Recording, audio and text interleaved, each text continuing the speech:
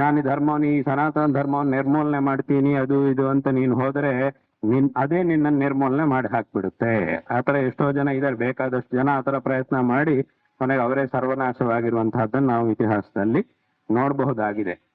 ಧರ್ಮ ಏವ ಹತೋ ಹಂತಿ ಧರ್ಮೋ ರಕ್ಷತಿ ರಕ್ಷಿತಃ ತಸ್ಮಾತ್ ಧರ್ಮೋ ನಹಂತವ್ಯ ಮಾನೋ ಧರ್ಮೋ ಹತೋ ವಧಿ ಅಂತಂದ್ರೆ, ಧರ್ಮವನ್ನು ನೀನು ರಕ್ಷಣೆ ಮಾಡಿದ್ರೆ ಅದೇ ನಿನಗೆ ಒಂದು ದೊಡ್ಡ ಬಲವಾಗಿ ಅದು ನಿನ್ನನ್ನು ಸದಾಕಾಲ ಕಾಪಾಡುತ್ತೆ. ಅದೇ ಧರ್ಮವನ್ನು ನೀನೇನಾದ್ರೂ ತೊಂದರೆ ಮಾಡ್ಲಿಕ್ಕೆ ಹೋದ್ರೆ, ಅದನ್ನೇನಾದ್ರೂ ನಿರ್ಮೂಲನೆ ಮಾಡ್ತೀನಿ ಅದು ಇದು ಅಂತ ಏನಾದ್ರೂ ಮಾಡ್ಲಿಕ್ಕೆ ಹೋದ್ರೆ ಅದು ನಿನ್ನನ್ನು ನಿರ್ಮೂಲನ ಮಾಡುತ್ತೆ. ಧರ್ಮ ಏವ ಹತೋ ಹಂತಿ ಧರ್ಮೋ ರಕ್ಷತಿ ರಕ್ಷಿತಃ.